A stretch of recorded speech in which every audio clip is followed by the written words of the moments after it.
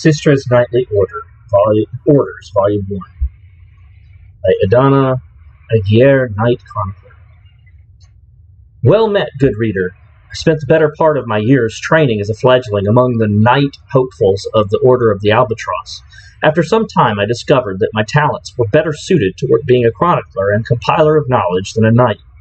Even so, my desire to record and study all I could pertaining to the valiant knightly orders resided upon these islands I call home followed me throughout my studies, and here I am, writing the greatest book on the knightly orders ever to be forged by mortal quill.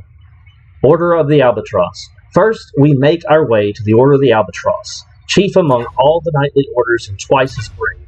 Their first knight took flight early in the Second Era, establishing their order on High Isle. It was remained active ever since. If you would be so kind as to pardon the metaphor, the Order of the Albatross prides itself on its massive wingspan. Their numbers, both in active knights and percentage of Nirn explored, greatly exceeds that of other knightly orders based in the archipelago. This is made possible by the Order's focus on adventure, discovery, and daring feats, which draws initiates from the mainland. Sir Melfin Le Fleury, the Order's current leader, claims to have discovered more islands in Abyssian than there are stars in the sky. Having spent the greater part of my childhood under his care, I can confirm this fact, though I have yet to count either the stars or his discoveries. They are certainly comparable. Fontenot Layla founded the order to give those children of nobility who could not look forward to their parents' inheritance a means of securing their own legacies.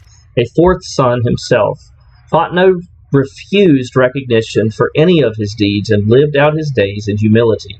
Legend has it that he even requested his fellow knights leave the title for his name. Truly, Fontenot Layla is a knight that all the aspirants in the Order of the Albatross can look up to. Order of the Iron Knot.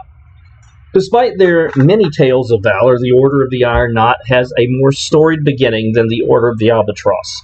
Their founder, Baroness Belenay Chantillion, sailed with the All Flags Navy itself. She fought the Slode, and even lost an arm to the Slode Rot, if the records are to be believed. In honor of her sacrifice and bravery, some members of the knightly order wear a black gauntlet on one hand.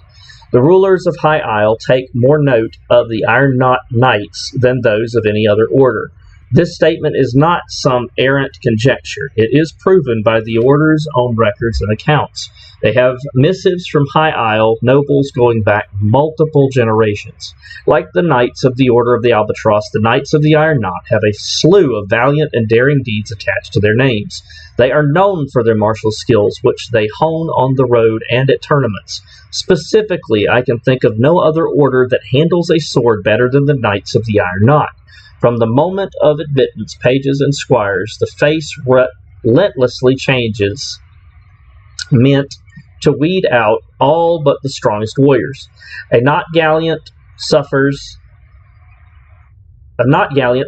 no insult without challenge and spends most of their time on the tourney fields when not at war. The current rulers of High Isle greatly value the strength of the Iron Knot, but finds them difficult to manage. They keep their numbers at Castle Navir diminished by sending individual members on long, winding quests without clear objectives to prevent them from getting into fights with other local orders. Dame Orlef the Valiant, the Iron Knot's current leader, chafes at this patronage. She longs to lead her knights onto the battlefield of Tamriel.